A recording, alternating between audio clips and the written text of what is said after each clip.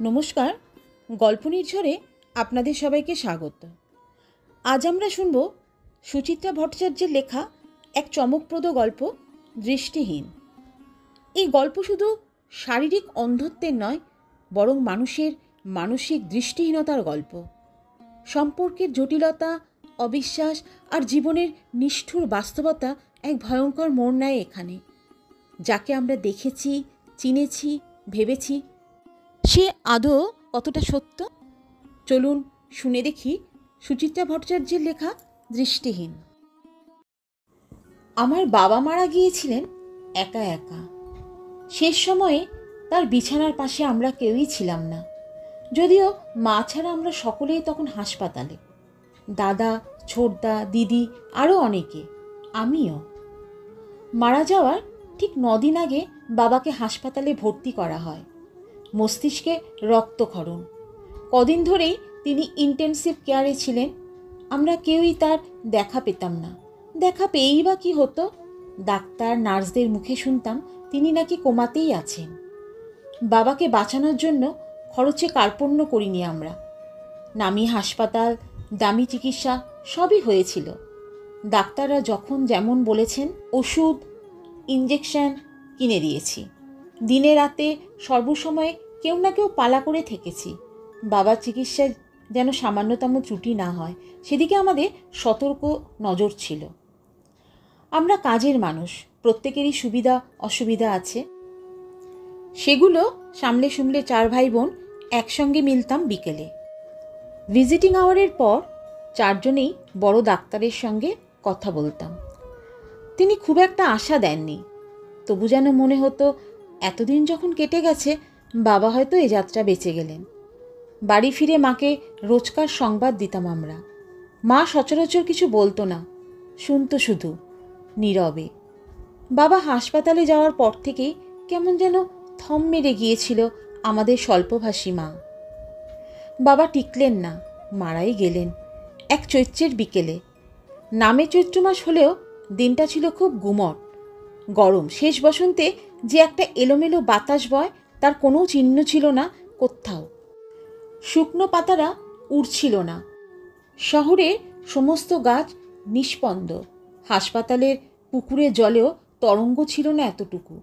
সব কিছুর মধ্যেই ছিল এক মৃত্যুর পূর্বাভাস। আমরা অবশ্য তেমন কিছু লক্ষ্য করিনি।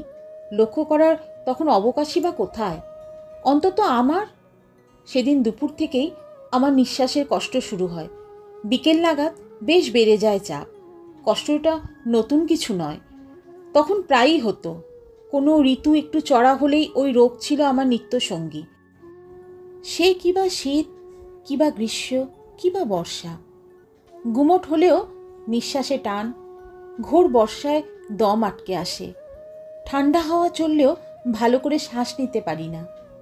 কড়া গন্ধ আমার শত্রু। ধুলোবালি আমার বিভীষিকা।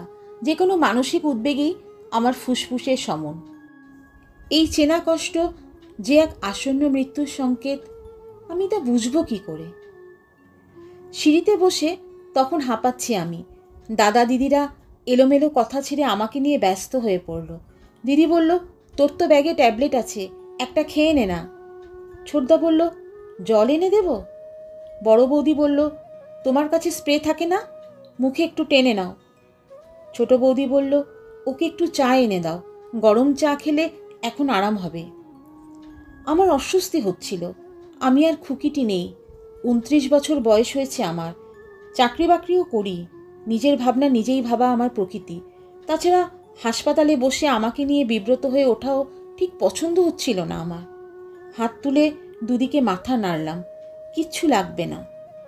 জামাইবাবু তবু কোত্থেকে ছুটে 1 ভাত চা নিয়ে এসেছে। খেতেই হবে। ভার হাতে নিয়ে সবে চুমুক দিয়েছি, তখনই ডাকটা এলো। মৃত্যুদূতের মতো কে যেন হাঁকছে, ICU 17, ICU 17। পেশেন্টের বাড়ির লোক কেউ আছেন? আমাদের বাবা চিত্তপ্রিয় রায় যে কখন ICU 17 হয়ে গেছেন সেটা বুঝতে কয়েক সেকেন্ড সময় লেগেছিল আমাদের। দাদা হঠাৎ সিগারেট ফেলে লাফিয়ে উঠল। আমাদের ডাকছে। হুড়মুড় করে ছুটল সবাই। চেষ্টা করেও আমি উঠতে পারলাম না কিছুতেই। বুকের ভেতর তখন আমার আস্ত পাহাড়ের ভার শ্বাসকষ্টে চোখ ঠেলে বেরিয়ে আসছে। সামনে শুধু চাপ চাপ ধোয়া। বাবাকে দেখতে যাব কি? মনে হচ্ছিল আমি বুঝি তক্ষুনি মরে যাব।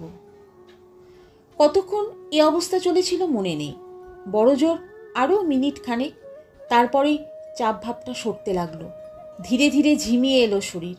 অদ্ভুত এক ঘোরের মধ্যে দেখতে পেলাম নতমুখে নেমে আসছে দিদি দাদারা। আমার সামনে এসে দাঁড়িয়ে রইল স্নানুবধ। দাদা নিচু স্বরে অনেকটা টেলিগ্রাফিক মেসেজ শেষ হওয়ার ভঙ্গিতে বলল, ওভার। কি যেন প্রশ্ন করলো, বোধহয় আমার মাসতুতো ভাই। টাইমটা নোট করেছ? আমরা পৌঁছনোর আগেই। ওরা বলল 5:07। ছোটদা ক্ষুব্ধ স্বরে বলল, আমাদের আর একটু আগে ডাকতে পারত। মৃত্যুর আগে বাবার কি একবারও জ্ঞান ফিরেছিল? বাবা কি খুঁজছিলেন আমাদের? দিদি কাঁদছিল, বড় বৌদি ছোট বৌদিরাও। দাদা সিগারেট ধরাতে গিয়ে কয়েকটা কাঠি নষ্ট করলো। চোখের কোল মুছল আঙুল দিয়ে। এখানে দাঁড়িয়ে কান্নাকাটি করো না, বাড়ি গিয়ে মাকে খবর দাও, আমরা বডি নিয়ে আসছি। মা খুব শান্তভাবে গ্রহণ করেছিল দুঃসংবাদটা, যেন জানতই বাবা আর ফিরবে না। যেন এ কদিন ধরে একটা এলোমেলো যুদ্ধের মহড়া দিচ্ছিলাম আমরা, অমোঘ নিয়তির সঙ্গে। কিছুক্ষণ স্থির থেকে বলল, এবার তাহলে তোমাদের শেষ কর্তব্যগুলো সেরে ফেলো। মা চিরকালই শক্তপোক্ত মানুষ, নিজেকে প্রকাশ করে না সহজে। তা বলে বাবার মৃত্যুতেও এত নিরুত্তাপ, এত সমাহিত। নিজেকে দেখেও খুব আশ্চর্য হচ্ছিলাম আমি। বাবার জন্য যতটা কাঁদা উচিত ততটা কান্না আসছে না, বরং কেমন নির্ভার লাগছিল নিজেকে। সে যে ভয়ঙ্কর টানটা হাসপাতালে উঠেছিল, সেটা যেন কোনো ম্যাজিকে উধাও। সামান্য চাপ ভাব একটা ছিল বটে, তবে সেটা তেমন কিছু নয়। অথচ আমি ট্যাবলেটও খাইনি, স্প্রেও নিইনি, বাতাসে ঘুমোট ভাবও কমেনি এতটুকু। কেন এমন হয়েছিল? মেয়েরা সাধারণত শ্মশানে যায় না, যেতেও চায় না, কিন্তু আমি গেলাম। দিদি গেল না, বৌদিরাও কেউ গেল না। আমি কেন গেলাম কে জানে। ভেতর থেকে কেউ কি ঠেলছিল আমাকে? শেষ দেখা পাক না পাক, সবাই তো দৌড়ে গিয়েছিল, একা আমি যেতে পারিনি। এই ঘটনাটুকুই কি উচিত অনুচিতের বোধ উস্কে দিচ্ছিল, নাকি কর্তব্যে অবহেলার বোধ? শ্মশানে পৌঁছতে সেদিন রাত হয়েছিল অনেক, প্রায় 12:30। বেশ কিছু আত্মীয় স্বজনও দেরি করে এলো, তার জন্য অপেক্ষা করতে হয়েছিল। শ্মশানে গিয়েও অপেক্ষা। ইলেকট্রিক চুল্লির সামনে সেদিন মৃতদেহের মিছিল। গুণে দেখা গেল আমরা হচ্ছি 15 নম্বরে। যত তাড়াতাড়ি হোক, ঘণ্টা 6 আগে বাবাকে চুল্লিতে ঢোকানোর সুযোগ পাবেন না। হাল হকিকত বুঝে দাদাই তুলল কথাটা। আমার মনে হয় এখানে আমাদের অপেক্ষা করার কোনো মানেই হয় না। আমরা দাদার কথা ঠিক ধরতে পারিনি। ছোটদা জিজ্ঞেস করলো, তাহলে কি করব? পাশেই তো কাঠের চুল্লি ফাঁকা পড়ে আছে, আমরা বাবাকে কাঠেও তো পোড়াতে পারি। গত 9 দিনে 5 রাত জাগার পালা পড়েছিল ছোটদার। কালও জেগেছিল হাসপাতালে। সে খুব একটা ভাবার সময় নিল না, বলল, কাঠে পোড়ানোই তো ভালো, মোর ট্র্যাডিশনাল। বাবা মাঝে মাঝে বলতো না, আমাকে তোরা কাঠেই দিস, চুল্লিতে ঢুকলে আমার দম বন্ধ হয়ে যাবে। আমি বাবার দেহটি ছুঁয়ে বসেছিলাম। এক ঝলক দেখলাম বাবাকে। মরার পরেও দম বন্ধ হওয়ার ভয়? বাবার মাথাতে এসব আসতো বটে। দাদা জিজ্ঞাসা করল, কী রে পুতু, তুই কি বলিস? অন্যমনস্কভাবে বলে দিলাম, তোমরা যা ভালো বোঝো করো। প্রচুর চন্দন কাঠে চিতা সাজানো হলো। জামাইবাবু অনেকটা ঘি কিনে এনেছিলেন, সবটুকু মাখিয়ে দেওয়া হলো বাবাকে। যথাযথ শাস্ত্রবিধি মেনে চিতা প্রদক্ষিণ করলো দাদা। বাবার মুখে আগুন ছুঁয়ে দিল। চিতা জ্বলে উঠল দাউ দাউ করে। বাবা পুড়তে শুরু করলেন। বাবা নিঃশেষ হতে শুরু করলেন। তখনই একটা বাতাস উঠল, ঝোড়ো ঠান্ডা। সারাদিনের ভ্যাপসা গরম ফুরে ছুটে এলো এক দামাল কালবৈশাখী। রক্তবর্ণ আকাশ ফালাফালা হয়ে গেল নীল বিদ্যুতের চাবুকে। ঝমাঝম বৃষ্টি নামল। ঝড়ের আকস্মিকতায় হকচকিয়ে গেছি আমরা। শ্মশানেই একটা পাকা শেড ছিল, প্রতিবর্তকিয়ায় পলকে ছুটে গেছি তার নিচে, নিজেদের মাথা বাঁচাতে। মুহূর্তে পরেই হুঁশ ফিরল, বাবা একা। মুহূর্তেই ছুটে গেছি বাবার কাছে। দাদারাও এসেছে পিছন পিছন। চিতা অবধি পৌঁছনো হলো না, তার আগেই শিউরে উঠেছি আমরা। যা দেখছি তা কি সত্যি? জল পড়ে চিতা প্রায় নিভু নিভু। ধিকে ধিকে আগুনের মধ্যিখানে খাড়া হয়ে উঠে বসে আছেন বাবা। শরীরে প্রায় সব কিছু তখনও পড়েনি, এখানে ওখানে কিছু ঝলসে যাওয়ার দাগ। একমাত্র চোখ দুটো গলে গেছে, চোখের জায়গায় দুটো বড় বড় গর্ত, ঠিক যেন এক অন্ধ মানুষ।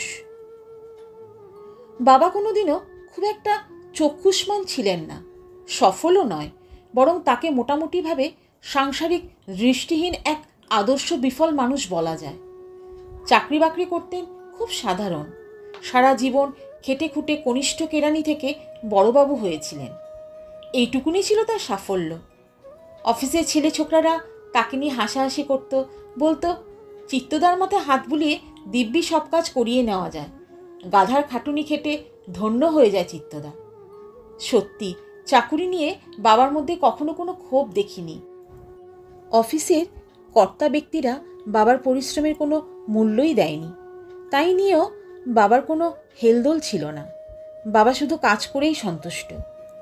বাবার এই অল্পে সন্তুষ্টি আমাদের পছন্দ ছিল না। ছেলেবেলাটা আমাদের বেশ অনটনেই কেটেছে, হয়তো সেই জন্যই। আমাদের বড় হয়ে ওঠার মূলে বাবার বিশেষ অবদান ছিল না, মাই ছিল আমাদের সংসারের শক্ত খুঁটি। বাবার সামান্য আয়ে কি নিপুণ হাতে মেপে ঝুপে সংসার চালাতো মা। মার সঙ্গে বাবার সব বিষয়ে ঘোরতর অমিল। আমাদের মা প্রকৃত সুন্দরী, বাবাকে চেষ্টা করেও সুদর্শন বলা কঠিন। মায়ের গানের গলাটি ছিল চমৎকার, বাবার কণ্ঠে সুরের রেশটিও ছিল না। মা বলতো মূর্তিমান অসুর। মার সেলাইয়ের হাতটি ছিল কি অসাধারণ। শিল্পীর আঁচড়ে আগে কাপড়ে ছবি এঁকে নিত মা, তারপর রং মিলিয়ে সুতোর কাজে ভরাট করত ছবি। দেখে মনে হতো যেখানে যে রংটি মানায় সেখানে ঠিক সেই রংটিই পছন্দ করেছে মা। আর বাবা, তিনি তো ভালো করে রঙই চিনতেন না। মেরুন, মেজেন্টা, রানী সবই বাবার চোখে এক, লাল। মাঝে মাঝে বড় বিস্ময় জাগে কি করে বাবার সঙ্গে মার বিয়েটা হয়েছিল। খুব গরিব ঘরের মেয়ে ছিল মা, সেজন্য কি? কিন্তু বাবাও তো এমন কিছু রাজা বাদশা ছিলেন না। শুনেছি দাদু মানে আমার মার বাবা নাকি একবার এক দুর্ঘটনায় আহত হন, বাবাই নাকি তাকে রাস্তা থেকে তুলে হাসপাতালে নিয়ে যান। বাবার দৌলতে সেবার প্রাণে বেঁচে যান দাদু। তিনি হাসপাতাল থেকে ফেরার বছরখানেকের মধ্যেই মা বাবার বিয়েটা ঘটেছিল, সম্ভবত দাদুর আগ্রহেই। মা কি মন থেকে মেনে নিতে পেরেছিল বিয়েটা? কে জানে। তবে লক্ষ্য করেছি বাবার প্রতি মার চিরকালই একটা না কুছু ভাব ছিল, শীতল ঔদাসীন্য। বাবার একবার এক কঠিন অসুখ হয়, খুব খারাপ ধরনের প্লুরেসি। আমি তখন ক্লাস 5 কি 6-এ পড়ি। আমাদের কাউকে তখন বাবার ঘরে ঢুকতে দিত না মা। বাবা আমাদের চুপি চুপি ডাকলেও মা ঠিক দেখতে পেয়ে যেত, ঘর থেকে টেনে বার করে দিত সঙ্গে সঙ্গে। বাবার থালা আলাদা, গ্লাস আলাদা। বাবা তখন বলতে গেলে অচ্ছুত। একমাত্র মাই ঢুকতো বাবার ঘরে, ওষুধ বিশুদ্ধ খাওয়াতো, পথ্যি দিত, রাত্রে বাবার সঙ্গে থাকতো। কিন্তু বাবার অসুখে মা খুব কাতর হয়ে পড়েছে এমন কখনো মনে হয়নি। বাবা ছিলেন সম্পূর্ণ বিপরীত মেরুর। আমাদের নাক দিয়ে এক ফোঁটা কাঁচা জল ঝরলেও মাকে অতিষ্ঠ করে তুলতেন। শুধু আমাদের কি বলি, কোনো আত্মীয় স্বজনের বিপদে অসুখে না ছুটতেন বাবা। নিজের ভাই বোনদের জন্য তো বটেই, তাছাড়াও যত নিকট দূরের জ্ঞাতি গোষ্ঠী আছে, কারোর একটু খারাপ খবর পেলেই বাবা সেখানে হাজির। মা ভীষণ চটে যেত, বলতো 7 জন্মে কে কবে তোমার খোঁজ রাখে, আমাদের হাঁড়ি চড়ছে কিনা ভুলেও কেউ দেখতে আসে? বাবার এক উত্তর, কি করব, থাকতে পারি না যে, বুকের ভেতরটা কেমন আনচান করে। আত্মীয় স্বজনরা বাবাকে দেখে যে খুব গদগদ হয়ে পড়তো তাও কিন্তু নয়। একবার তো মেজ কাকার বাড়িতে বাবা যথেষ্ট অপমানিত হয়েছিলেন। ভাইজির খুব কাশি হয়েছে শুনে কোথায় যেন কোন ঝোপ থেকে খানিক ঘেটে গাদাখানিক বাসক পাতা ছিঁড়ে নিয়ে গিয়েছিলেন। সেই পাতার রস খেয়ে কাকার মেয়ের গলা ফুলে ঢোল। পাতায় বোধহয় বিষাক্ত কিছু লেগেছিল। কাকিমার মুখে 5 কথা শুনে বাড়ি এসে মুখ চুন করে বসেছিলেন বাবা। মা বলেছিল, ঠিক হয়েছে, যাও আরও, গায়ে মানে না আপনি মোড়ল। বাবার মুখ কাচুমাচু। আমি ওদের কাজের মেয়েটাকে পাতা ধুয়ে বাটতে বলেছিলাম, সে যদি ভুল করে। থামো তো, ওদের কি ওষুধ কিনে খাওয়ার মতো পয়সা নেই? তুমি পাতা গেলাতে গেছো? বাবার মুখে নির্ভেজাল হাসি। নেড়ির গলার একটু ফুলেছে, কিন্তু সত্যি কাশিটা চলে গেছে গো। কাশতে কাশতে গলাটা চিড়ে গিয়েছিল বেচারি। এই তো ছিলেন আমাদের বাবা, যেচে অন্যের দায় নিজের ঘাড়ে নেওয়া, অকারণ উদ্বেগে আকুল, শিল্প সৌন্দর্য বিষয়ে রসকসহীন এক মাটো মানুষ। কত ঘটনা যে আছে বাবার, বলতে গেলে মহাভারত হয়ে যায়। কত পারিবারিক প্রলয় ঘটে গেছে বাবার জন্য। মারা যাওয়ার মাস 4 আগে কি কাণ্ডটাই না ঘটল। ছোটদার ছেলে সামান্য জ্বর, তেমন কিছুই না, ওরকম জ্বরজারি বাচ্চাদের হয়ই। বাবা ভীষণ ব্যস্ত হয়ে পড়লেন। দিনের বেলা টুটুলের মাথার কাছে এসে বসে থাকেন, ঠিক আছে। রাত্রিরও যা শুরু করলেন, আধ ঘন্টা অন্তর অন্তর ছোটদাদের দরজায় টোকা দিচ্ছেন। বাচ্চু, টুটুল ঘুমোলো? এই বাচ্চু, একবার থার্মোমিটার দিয়ে জ্বরটা দেয়। বাচ্চু, টুটুল কাশলো কেন? সিরাপটা একটু খাইয়ে দে না। একই শীতের রাত, বারবার লেপ ছেড়ে উঠতে হচ্ছে, তার উপর বাবার প্যানপ্যানানিতে ছোটদা ছোট বৌদির ধৈর্যের শেষ সীমায়। শেষমেশ ছোটদা বলে উঠল, আহ বাবা, বিরক্ত করো না তো। টুটুল তোমার ছেলে নয়, আমাদের ছেলে, ওর ভাবনা আমাদেরই ভাবতে দাও। ছোট বৌদি ছ্যাঁচ্ছ্যাঁ শুনিয়ে দিল, সাধে কি দাদারা কেটেছে এখান থেকে? এই আদরের অত্যাচার সহ্য হয় না। মা কোনোদিনও বাবার পক্ষ নেয় না। সেদিন ছোট বৌদির খোটায় দুম করে খেপে গেলেন। তোমাদের না পোষায় তোমরাও চলে যাও, কে আটকে রেখেছে? এক কথা দু কথা, দু কথা থেকে 4 কথা। ছোট বৌদি পরদিনই ছেলে নিয়ে সোজা বাপের বাড়ি। তিনি না ফেরা পর্যন্ত ছোটদারও মুখ এতখানি। বাড়ির লোকের সঙ্গে টোটাল নন কোঅপারেশন। আমি তখন বাবাকে বলেছিলাম, কি এক একটা কাণ্ড করে বসো বলো তো, যেচে মান খোয়াতে তোমার ভালো লাগে? বাবার কোনো তাপ উত্তাপ নেই। বললেন, ওদের কথা গায়ে মাখলে চলে? রাগের মাথায় কি বলতে কি বলেছে, রাগ পড়লেই সব ঠিক হয়ে যাবে। তোমার আর শিক্ষা হবে না বাবা। দাদার মতন ছোটদাও যখন মানে মানে সরে পড়বে, তখন টেট্টি পাবে। কি যে তোরা বলিস? বাবলু কি শখ করে এ বাড়ি থেকে চলে গেছে? নেহাত অফিসের কোয়ার্টারে না গেলে নয়, তাই। আমার আর বোঝানোর প্রবৃত্তি হয়নি। দাদা বৌদি যে পৃথক হবে বলেই চলে গেছে, অফিসের কোয়ার্টার পাওয়া একটা ক্যামোফ্লেজ, একথা বাবার মাথায় কোনোদিনও ঢোকেনি। দাদা চলে যাওয়াতে আমি অবশ্য তেমন দোষ দেখি না। দাদার যেরকম বড় চাকরি, যে ধরনের মানুষের সঙ্গে দাদার ওঠা বসা, ক্লাব পার্টি, এ বাড়িতে থেকে সেটা মানাতো না। তাও কি দাদা বাবার হাত থেকে ছাড়ান পেয়েছিল? দিব্যি কর্তাগিন্নি মনের মতো করে আলাদা হয়েছে। সেখানেও প্রতিদিন সকাল হতে না হতেই বাবা গিয়ে বসে আছেন। এটা ঝাড়ছেন, ওটা পরিষ্কার করছেন, এই শোকেসের পুতুল ওই ক্যাবিনেটের মাথায় তুলছেন, যেন এটা বাবার নিজেরই ফ্ল্যাট। দাদা বাড়িতে পার্টি দিল, সেখানেও হংস মধ্যে বকো যথা হয়ে বসে আছেন বাবা। অফিসের লোকদের সামনে দুমদাম বেফাস মন্তব্য করে বসছেন। বাবলুটা আমার কমজোরি, ওকে যেন বেশি খাটাবেন না। আরে ও তো মদ খাচ্ছেন কেন, মাতাল হয়ে যাবেন যে। দাদা তো খেপে মেপে এসে মাকে শাসিয়ে গেল, বাবার যদি ও বাড়ি যাওয়া বন্ধ না করো, তাহলে কিন্তু আমরা মুখের ওপর দরজা বন্ধ করে দেব। সে এক বিদিকিচ্ছিরি পরিস্থিতি। দিদির সংসারেও কম কেচ্ছা করে এসেছেন বাবা। দিদির শাশুড়িটার 8 বছর আগে সেরিব্রাল হয়েছিল। তারপর থেকে তিনি 24 ঘন্টাই বিছানায়, হাত নড়ে না, পা নড়ে না, পাশ ফিরতে গেলেও ফিরিয়ে দিতে হয়।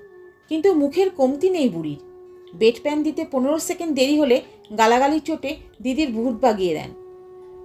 অথচ তার সব কিছু করে দিতে হবে দিদিকেই। আয়া একটা রাখা আছে, তাকে দিয়ে চলবে না।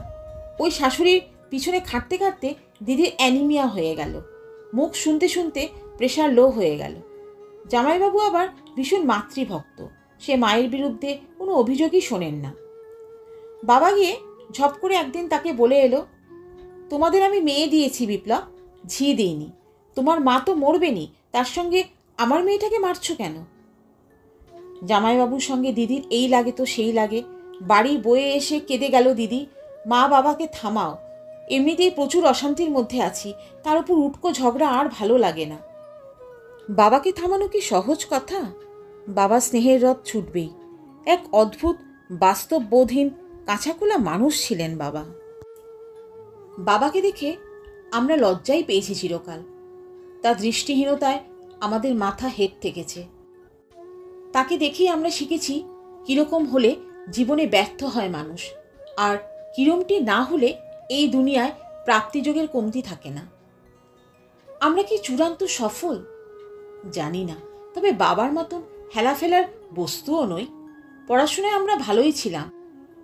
দাদা ইঞ্জিনিয়ারিং করে মাল্টি ন্যাশনাল কোম্পানির উঁচুতলা চাকুরে, ছোটদা অ্যাপ্লাইড কেমিস্ট্রিতে এমএসসি, নিজের কেমিক্যালসের কারখানা আছে, চালু ব্যবসা। আমাদের মধ্যে দিদি মার গলাটি পেয়েছিল, গানও শিখেছে মন প্রাণ দিয়ে। এক জলসায় দিদির গান শুনে মুগ্ধ হয়েছিল জামাইবাবু। পাত্র হিসাবে জামাইবাবু এ ক্লাস, চার্টার্ড অ্যাকাউন্টেন্ট, নিজেরই ছোট ফার্ম, গাড়ি আছে, ফ্ল্যাট। আমি কলেজে পড়াই, বিয়ে করিনি। আমার বিয়ে না করার কারণটা কেউ স্পষ্ট জানে না। সকলেরই ধারণা ওই বেয়ারা হাঁপানির টানটার জন্যে আমার বিয়েতে এত অনীহা। সেরকমই আমি বলতাম কি না। এছাড়া বলিই বা কি? জগৎশুদ্ধ লোককে কি বলে বেড়ানো যায় যে শৈবাল নামের এক বোকা ছেলে আমার অহংকারেই আত্মহত্যা করেছে? হুল্লোড়বাজ অপদার্থ ছেলেটা যদি একতরফা আমার প্রেমে পড়ে, সে কি আমার দোষ? প্রথম থেকেই তো আমি তাকে বুঝিয়েছিলাম, তোমার লিমিট কেরানিগিরি। ইউনিভার্সিটির সেরা মেয়েটার দিকে চোখ তুলে তাকানো তোমার শোভা পায় না। শৈবাল শুনল কই, অবুঝপানা করত, বিরক্ত করত। তুমি রিফিউজ করলে আমি বিষ খাবো, রেল লাইনে গলা দেব। রাগ করে বলেছিলাম, সেটা অন্তত করে দেখাও, সত্যি সত্যি দেখি তুমি পারো কি না। সত্যি করে দেখিয়ে দিল। উল্টোডাঙ্গার কাছে রেল লাইনে দুয়াতখানা হয়ে পড়ে রইল শৈবাল, পকেটে চিরকুট। কেউ দায়ী নয়। কিছুটি জানতে পারল না কেউ, আমার দিকে আঙুলও কেউ তুলল না। শুধু আমার ফুসফুসটা কেমন যেন কমজোরি হয়ে গেল। সর্বনাশা রোগ বাসা বাঁধল শরীরে। কতবার নিজেকে বলেছি একটা নিপাট মূর্খের জন্য কষ্ট পাওয়ার কোনো যুক্তি নেই, কিন্তু বুককে চাপকে সিধে করি সে জোর আমার কোথায়? নিজে নিজেই পুরি আমি, নিজের মধ্যে রচনা করি এক অকারণ যন্ত্রণার বৃত্ত। একমাত্র বাবাই কি আন্দাজ করেছিলেন কিছু? না হলে মৃত্যুর বছর 3 আগে কেন হঠাৎ বললেন, রোগটা তোর কি করে এলো রে পুতু? এ কষ্ট তো আগে তোর ছিল না। আমাদের বংশেও তো কারণ নেই এই রোগ। মনে আছে শীতকাল, পিঠে 3টে বালিশ নিয়ে কুকুরের মতো হাঁপাচ্ছি আমি। হিমকণা জমাট বেঁধেছে বুকে, অজান্তেই জল ঝরছে চোখ বেয়ে। তবু প্রাণপণে হাসার চেষ্টা করেছিলাম। শহরে যা পলিউশন, এ অসুখ এখন ঘরে ঘরে। বাবা আমাকে দেখছিলেন, হাত বুলিয়ে দিচ্ছিলেন মাথায়। কেউ যেন শুনতে না পায় এমন নিচু স্বরে বললেন, মনের কষ্ট চেপে রাখিস না পুতুল, উগরে দে। বাবা কি জেনেছিলেন কিছু, না নিছকে অনুমান? অনুমান না অনুভব? আমার অন্ধ বাবার কি তৃতীয় নয়ন ছিল? বাবার শ্রাদ্ধ শান্তি হয়েছিল খুব ঘটা করে। আমরা 4 উপযুক্ত ছেলে মেয়ে প্রচুর খরচা করেছিলাম শ্রাদ্ধে। চারদিকে যত আত্মীয় পরিচিত আছে সবাইকে বলেছিলাম। সে প্রায় 100 মতো হবে। নিয়মভঙ্গের দিনও 150 পাত পড়েছে। ক্যাটারার দিয়ে মাছ, মাংস, পোলাও, মিষ্টি, সে এক এলাহি আয়োজন। সবশেষে বাবা যা খেতে ভালোবাসতেন সব একটা থালায় সাজিয়ে ছাদে রেখে আসা হয়েছিল। সচক্ষে দেখেছি কাকের পাল এসে খেয়ে গেল সবটুকু। বাবা তৃপ্ত হলেন, আমরাও। কিছুদিন পর থেকে কয়েকটা ঘটনা ঘটতে শুরু করলো। ঘটনা ঠিক নয়, হয়তো এগুলো হওয়ারই ছিল, কিন্তু এমনভাবে ঘটতে লাগলো আমরা নজর না করে পারলাম না। বেশ কিছুদিন ধরে দাদা কোম্পানিতে একটা লিফট পাওয়ার জন্য ছটফট করছিল। হঠাৎ পেয়ে গেল। 1 ধাপ নয়, একেবারে কয়েক ধাপ। কোম্পানির ব্যাঙ্গালোরের ফ্যাক্টরির প্রায় কর্ণধার হয়ে বসল দাদা। বছরখানেক ধরে ছোটদা কেমিক্যাল এক্সপোর্টের চেষ্টা চালাচ্ছিল। হঠাৎই একসঙ্গে 3 দেশ থেকে অর্ডার, বাংলাদেশ, মালয়েশিয়া আর থাইল্যান্ড। কয়েক কোটি টাকার অর্ডার। ছোটদা যা কখনো কল্পনা করেনি। দিদির শাশুড়ি, যার সম্পর্কে ধারণা ছিল তিনি অন্তত 1000 বছর বাঁচবেন আর বিছানায় শুয়ে অবিরাম মানসিক অত্যাচার চালাবেন দিদির ওপর, ঝুপ করে এক ঘুমের মধ্যেই ঠান্ডা হয়ে গেলেন তিনি চিরতরে। সবই ঘটল বাবার মৃত্যুর মাস তিনেকের মধ্যেই। আমার মধ্যেও এক অভিনব পরিবর্তন এলো। বাবার চলে যাওয়ার ক্ষণেই শেষ দেখা দিয়েছিল টানটা। তারপর থেকে যেন একেবারে হালকা হয়ে গেছে। গরমকাল আর বর্ষাকাল, একটি বারের জন্যও পাথর চাপা ভাবটা ফিরল না। রুক্ষ, গোড়া, মেজাজি বলে আমার বদনাম ছিল। কারোর সঙ্গে মিশতে ভালো লাগতো না। সবটাই কি শারীরিক কারণে? হয়তো না, মনেও বোধহয় কিছু বাধা ছিল। আচমকা আবিষ্কার করলাম দিব্যি হাসি খুশি হয়ে গেছি আমি। জোরে জোরে কথা বলছি, হাসতেও ভালো লাগছে আমার। মাঝে মধ্যে 2-1টা গানের কলিও গুনগুন করছে বুকে। মাও যেন ঠিক আগের মতন নেই। মাকে আমি কোনোদিনও বেশি কথা বলতে দেখিনি। কেজো সাংসারিক কথা এইসব ছাড়া মার যেন আর কোনো কথাই থাকতো না। সেই মাকে দেখি আমি কলেজ থেকে ফিরলেই কত হাবিজাবি গল্প করে আমার সঙ্গে। ছেলেবেলার কথা, দাদু, দিদা, মামা, মাসিদের গল্প, আরও কত কী যে। কবে একবার ছাতুবাবুর বাজারে চড়কের মেলায় গিয়ে হারিয়ে গিয়েছিল। গরমের ছুটিতে কোনো নসিবুড়ির গাছ থেকে জামরুল পাড়তে যেত। কুয়োয় ঘটি পড়ে গেলে কোত্থেকে ঘটি তোলা এসে হাজির হয়ে যেত। এরকম অজস্র গল্পের ঝাঁপি খুলে বসত মা। মার মধ্যেও এত গল্প ছিল, নাকি আমাকে খুশি দেখেই মার এই অর্গল মুক্তি? ছোটবেলাতে তো আমি এরকম হাসি খুশিই ছিলাম। তখন মার মুখে ওসব গল্প শুনিনি কেন? মার সুখের স্মৃতি কি হঠাৎ উতলে উঠল? দাদা, ছোটদা, দিদি, মা, এমনকি আমার জীবন থেকেও অনেক অবরোধ সরে যাচ্ছিল খুব দ্রুত। এত দ্রুত যে কাকতালীয় বলে মনেই হয় না। দ্বন্দ্ব জাগে। কে ওই অবরোধ সরাচ্ছিল? মনের বাইরের পৃথিবীর বাবা। পুজোর পর ব্যাঙ্গালোর থেকে দাদা চিঠি এলো। চিঠিতে দাদা এক অদ্ভুত কথা লিখেছে। বাবাকে নাকি পরপর 3-4 দিন দেখতে পেয়েছে দাদা। রোজ কাক ভোরে দাদা সামনের পার্কে জগিং করতে যায়, সেখানেই নাকি বাবা বসে থাকেন। বাবাকে একটা পাথরের বেঞ্চিতে বসে থাকতে দেখেছে। কাছে গেলেই মিলিয়ে যান। আমরা পড়ে খুব হাসাহাসি করলাম। ছোটদা বলল, দাদার কত বয়স হলো রে? কত আর? মাই জবাব দিল, এই তো পৌষে 43 পুরে 44-এ পড়বে। ও, তাহলে নির্ঘাত চালসে ধরেছে। চশমা নিতে লিখে দাও মা। আমি বললাম, যা, চালসে হলে তো কাছের জিনিস দেখতে অসুবিধা হয়, দূরের জিনিস ভুল দেখবে কেন? ছোট বৌদি বলল, আমার মনে হয় দূর বিদেশে আছেন দাদার বোধহয় বাবাকে এখন মনে পড়ে। টুটুল 7 বছরেই সর্বজ্ঞ। সে বলল, তোমরা কিচ্ছু জানো না, এই সময়ে ভোরে খুব কুয়াশা থাকে, জেঠু কি দেখতে কি দেখেছে। ব্যাপারটা হাসি ঠাট্টাতেই ধামাচাপা পড়ে গেল। 7 দিন যেতে না যেতেই দিদি একদিন হাঁপাতে হাঁপাতে উদয় হলো বাড়িতে। কি কাণ্ড! পরশুদিন নিউ মার্কেট থেকে বাজার করে বেরোচ্ছি, হঠাৎ দেখি বাবা উল্টো দিকের ফুটপাতে দাঁড়িয়ে আছে। আমি তো ভাবলাম মনের ভুল, হয়তো বাবার মতন দেখতে অন্য কেউ। আমি যখন রাস্তা পেরোচ্ছি তখনও বাবা ওখানে দাঁড়িয়েছিল। আমি চোখ টিপলাম। তুই আজকাল জামাইবাবুর দেখা দেখি চুমুক টুমুক দিচ্ছিস নাকি?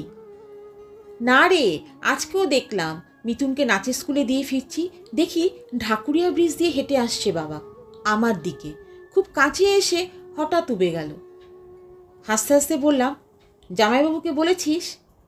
কি বলবো, বাবার কথা ও তো হেসেই উড়িয়ে দেবে। আমি দিদির কাঁধে চিমটি কাটলাম। তোর তো কপাল ভালো রে, বাবাকে দেখেছিস, ভাগ্যিস তো শাশুড়িকে দেখিসনি। মা চুপ করে শুনছিল, কিছু বলল না।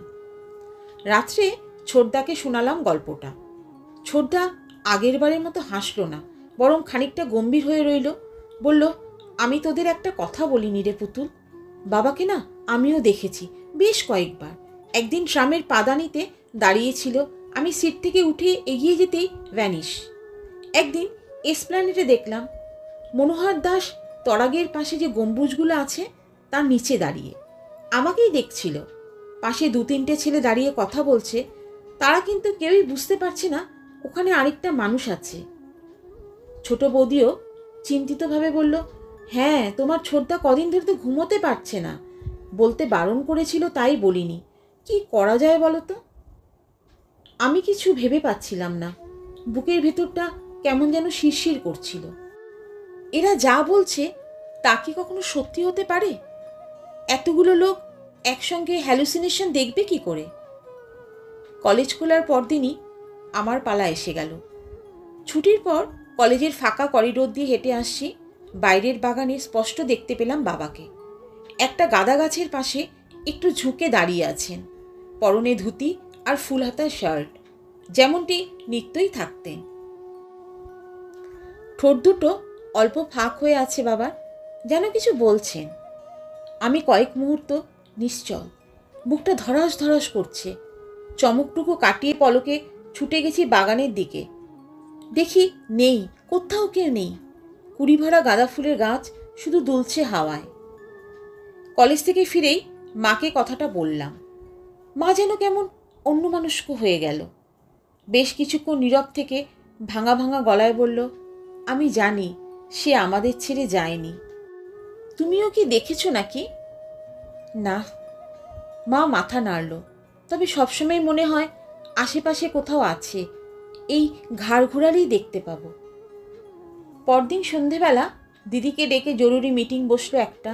আমরা কেউই আমাদের চোখের দেখাটাকে পুরোপুরি বিশ্বাস করছি না, কিন্তু আমাদের সকলেরই মনে হচ্ছে বাবা যেন কিছু বলতে চান। যদি সত্যি আত্মা বলে কিছু থাকে তাহলে তো তার কথা আমাদের শোনা উচিত। আমরা শেষ মুহূর্তে বাবার কাছে কেউ পৌঁছতে পারিনি। নিশ্চয়ই বাবা খুঁজেছিলেন আমাদের, হয়তো বাবার কিছু বলার ছিল। অনেক ভেবেচিন্তে দাদাকে টেলিফোন করলাম। কি করা যায়? দাদা তেমন সদুত্তর দিতে পারল না। বলল, তোরা যা করবি তাতে আমিও আছি। আমারও বড় অস্বস্তি হচ্ছে রে। কয়েক মাস দোলাচলে কাটল। ঘনিষ্ঠ 2-4 জনের সঙ্গে আলোচনা করা হলো। এক একজন এক এক রকম পরামর্শ দেয়। কেউ বলে গয়ায় গিয়ে পিণ্ডি দিয়ে এসো, কেউ বলে বাড়িতে শান্তি সস্তায়ন করো, হোমযজ্ঞের ঠেলায় অতৃপ্ত আত্মা পালাতে পথ পাবে না। গোটা ব্যাপারটাকে উপেক্ষাও করতে বলল কেউ কেউ। তাদের মতে সময় গেলে মন স্থির হবে, তখন নিজেরাই আমাদের মনের ভুল বুঝতে পারব। কোনো পরামর্শ আমাদের ঠিক পছন্দ হচ্ছিল না। যেমনই আলাভোলা মেঠো মানুষ হন বাবা, তাকে কি ভূত বলে ভাবা যায়? আরও কিছুদিন কাটলো। ধীরে ধীরে বাবার দর্শন পাওয়াটার হারটাও অনেকটা কমে আসছিল। 10 দিন 15 দিন অন্তর হঠাৎই হয়তো কেউ একজন দেখতে পায় বাবাকে। মেট্রো রেলের স্টেশনে, কখনো বা লেকের পাড়ে, কখনো বা চৌরাস্তার মোড়ে। বাবার বাৎসরিকের দিন 20 আগে ছোটদা একটা কথা তুলল। ছোটদার বন্ধুর কে এক মামা আছেন, তিনি নাকি সরাসরি আত্মার সঙ্গে কথা বলিয়ে দেন। টাকা পয়সার কোনো ব্যাপার নেই, তিনি নাকি সাধু সন্ন্যাসীও নন। এ নাকি তার একটা বিচিত্র খেয়াল। ছোটদার কয়েকজন বন্ধুও নাকি ওই ভদ্রলোকের মাধ্যমে আত্মার সঙ্গে কথা বলেছে। যদি আমরা চাই, ছোটদা তাহলে আমাদের পারিবারিক ঘটনা নিয়ে ভদ্রলোকের সঙ্গে আলোচনা করবেন।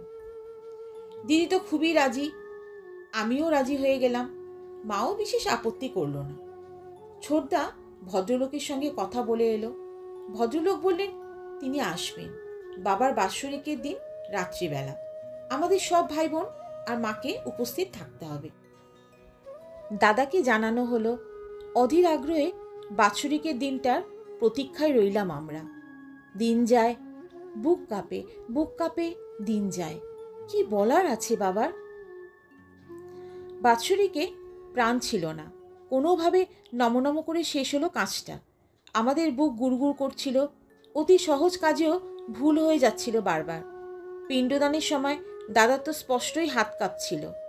সামান্য কজন ঘনিষ্ঠ আত্মীয় ছাড়া কাউকে নিমন্ত্রণ করিনি এবার। তারা সবাই খাওয়া দাওয়া করে চলে যেতেই আমরা টান টান অপেক্ষা করছি সন্ধ্যার। সন্ধ্যা এলো, গড়িয়ে গড়িয়ে পার হচ্ছে। যেন ভয় পাচ্ছে এগোতে। 8:30 নাগাদ ভদ্রলোক এলেন। সুপুরি গাছের মতো লম্বা চেহারা, রিজু, কৃষ। দেখে বোঝা যায় গায়ের রং একসময় টকটকে ফর্সা ছিল, এখন তামাটে। বয়স বছর 60 হবে, কিংবা তারও হয়তো কিছু বেশি। চোখ দুটো ভীষণ তীক্ষ্ণ, ঈগল নয়ন। আমাদের সঙ্গে নিয়ে মায়ের ঘরে দরজা বন্ধ করলেন ভদ্রলোক। নিজে মেঝেতে বসলেন, আমাদেরও বসতে বললেন ভূমিতে। ঝোলা ব্যাগ থেকে একটা মাটির প্রদীপ বার করে সামনে রাখলেন, সঙ্গে 1 শিশি রেড়ির তেল, খানিকটা তুলো। প্রদীপে তেল ঢেলে তুলোর সলতে পাকাচ্ছেন। এ কেমন প্ল্যানচে? তেপায়া টেবিল নেই, মোমবাতি নেই। ভদ্রলোক মুখ তুলছেন না, কি যেন বিড়বিড় করছেন। প্রদীপের দিকে দৃষ্টি রেখে বললেন, ঘরের আলো নিভিয়ে দিন, পাখা বন্ধ করুন। আলো নিভতেই অন্ধকার ঝেপে এলো। ছমছম আধারে মায়ের গা ঘেঁষে বসে আছি আমরা, দাদা, ছোটদা, দিদি, আমি। ভদ্রলোক প্রদীপ জ্বাললেন। শিখা একটু একটু করে উজ্জ্বল, কাঁপতে কাঁপতে স্থির হলো এক সময়ে। প্রদীপের শীর্ণ আলোয় চেনা ঘরটাকেও কেমন যেন রহস্যময় লাগছিল। দেওয়ালে প্রকাণ্ড প্রকাণ্ড ছায়া, ছায়ামূর্তিগুলো কি আমরাই? ভদ্রলোকের ভারী স্বর শোনা গেল, আপনারা প্রদীপের দিকে দৃষ্টি নিবদ্ধ করুন। পীতবর্ণ শিখা দেখছি আমরা, বিভ্রম জাগছে চোখে। শিখা কি রং বদলাচ্ছে? এই তো হলুদ ছিল, এই নীল নাকি লাল? জলদগম্ভীর স্বর বাজলো আবার, দেখছেন? সমস্যারে বললাম, দেখছি। এবার আপনারা তার মুখ স্মরণে আনুন, ওই শিখাতেই দৃষ্টি রেখে।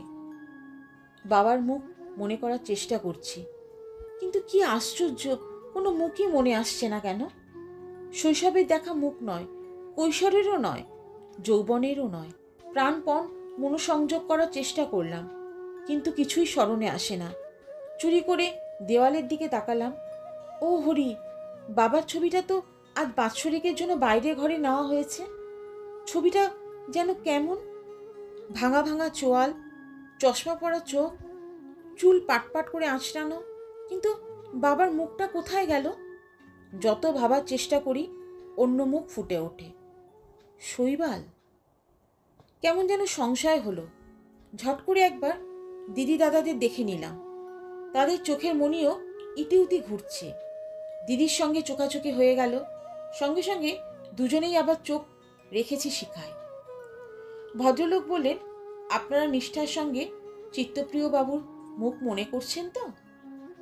সত্যি বলতে সংকোচ হলো। বললাম, হ্যাঁ। কথাটা যেন কোরাসে বেজে উঠল। আবছায়া মাখা ঘরে মাথা খুঁড়ছে বারবার। একমাত্র মাই নির্বাক, যেন সমাধিস্থ। এবার তাহলে আপনাদের কাছে আসবেন তিনি, কথা বলবেন। সময় যাচ্ছে, সময় বয়ে যাচ্ছে। কতক্ষণ বসে আছি আমরা? 10 মিনিট, 20 মিনিট, নাকি অনন্তকাল? কিছুই দেখতে পাচ্ছি না। ওহ, পাচ্ছি, দুটো চোখ গলে বেরিয়ে এসেছে কোটর থেকে। চোখের জায়গায় দুটো গর্ত, কুচকুচে কালো, নিবিড় অন্ধকারের মতো কালো। ভদ্রলোকের মুখমণ্ডল ক্রমশ কঠিন হচ্ছিল। চোয়ালে চোয়াল ঘষছেন, নিঃশ্বাস ফেলছেন ঘন ঘন। কেমন যেন নির্দয় দেখাচ্ছিল তাকে। এক সময় গমগমে স্বরে বলে উঠলেন, আপনারা মিথ্যে কথা বলছেন, আপনারা আমার সময় নষ্ট করছেন। আমরা নিরুত্তর। পাথরে ঘাকে ফিরে এলো কথাটা। হাতের ঝাপটায় প্রদীপ নিভিয়ে দিলেন ভদ্রলোক। নিকোষ কালিমায় ছেয়ে গেল যেন ঘরটা, যেন ঘর নয়, কয়লা খনির ভয়ঙ্কর খাদান। কালো অন্ধকার গর্জে উঠল। চিত্তপ্রিয় বাবু আসবেন না, তিনি আপনাদের মধ্যে তো ছিলেনই না কোনো দিনও। দাদা মিনমিন করে বলল, তাহলে আমরা যে তাকে দেখছি, দেখি কি করে? চোখ আর কতটুকু দেখে, দেখে তো মন। মনকে জিজ্ঞাসা করুন, উত্তর পেয়ে যাবেন। অলৌকিক বাতাসের মতো ঘর ছেড়ে বেরিয়ে গেলেন ভদ্রলোক। আমরা নিথর বসে আছি, মাও। চৈত্রের তাপে ঘামছি দরদর করে। আলো জ্বালাতে ভয় পাচ্ছিলাম আমরা। যদি পরস্পরের মুখ দেখে ফেলি, যদি ধরা পড়ে যায়। ক্রমশ একটা শব্দ শোনা গেল, কান্নার। ফুপিয়ে ফুপিয়ে কাঁদছে মা। ফ্যাসফ্যাসে একটা আওয়াজ বেরোচ্ছিল মার গলা দিয়ে। অস্ফুটে কি যেন বলছিল মা, আমরা শুনতে পাইনি। আমাদেরও চোখ ভিজে যাচ্ছিল। বাবাকে আমরা আদৌ দেখিনি কখনো, মৃত্যুর আগেও না, পরেও না। যা দেখেছি তা এক নির্জন ভালোবাসার অলীক ছায়া। আমরা কষ্ট পাচ্ছিলাম বাবার মৃত্যুতে, সেই আমাদের প্রথম শোক। বাবা শুধু একা একাই মারা যাননি, বাবা বেঁচেও ছিলেন বড় একা। শুনলেন সুচিত্রা ভট্টাচার্যের লেখা গল্প দৃষ্টিহীন। গল্প নির্ঝরের সঙ্গে থাকার জন্য আপনাদের সবাইকে অনেক ধন্যবাদ। আবার ফিরে আসবো এরকম আরও নতুন গল্প নিয়ে। সবাই ভালো থাকুন, সুস্থ থাকুন।